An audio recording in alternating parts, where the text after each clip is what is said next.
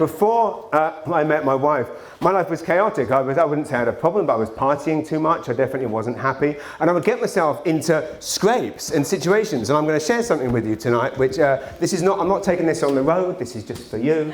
It's just between these walls, right? I think Roger might have heard this story at the camp maybe 20 years ago.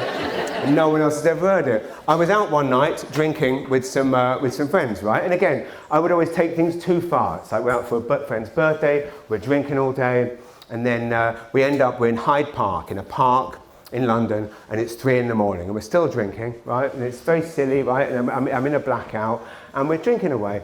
And then an old man walking his dog came up to talk to us, right? Like possibly a hobo, I don't know. But all I know is I don't know what happened next necessarily. All I know is that I woke up a few hours later on my friend's couch, but I ascertained that we must have invited the old man back.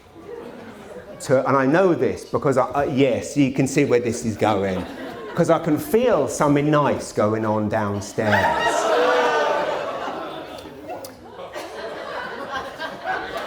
I look down, the old man is sucking me off.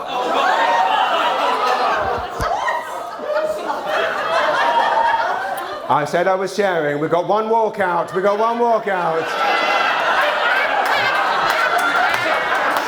I said I was sharing. This is a confessional, right? Now, my first thought, obviously, was, why does this feel so nice?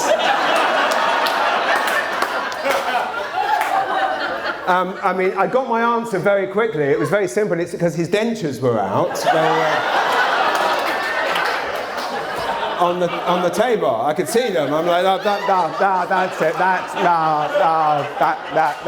That explains it. That's it. Now, I'm lying there. I'm in a bit of a dilemma there, right? I'm lying there because on the one hand, don't really want this happening. On the other hand, proud liberal, right? I didn't want him thinking I was a homophobe.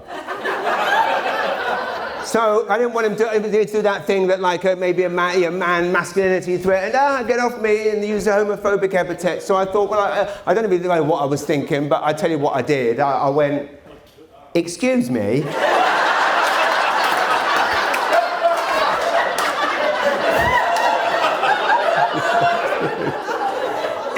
Excuse me, sir. Sir, sorry to disturb you. Sorry. And he was kind of looking up at me. Anyway, he then kindly stopped. He stopped, and I will be honest. We did shake hands. We literally shake hands. It's just instinct, right? At this point, I was obviously just relieved that the bloody dog was tied up outside.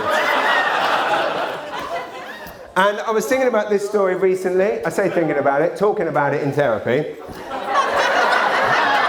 And you know what? It hit me, ladies and gents. It hit me this way, right? It is thanks to my wife, who I met a few months after that incident, that I found a wife and mother of my children, the woman that I love. It's also thanks to, I would possibly have gone through my entire life without ever hearing the words New Brunswick if I hadn't have met her.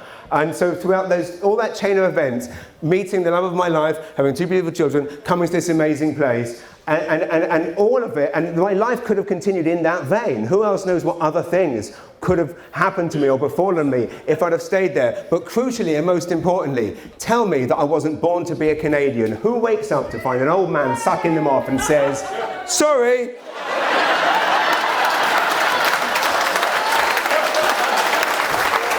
Not many people. Ladies and gentlemen, I've been James Rutherford. You've been absolutely wonderful. Thank you all very, very much indeed for coming out tonight. It really means a lot. Thank you so much. That's very, very kind. I really appreciate it. Thank you. And please remember, between us, don't repeat any of this.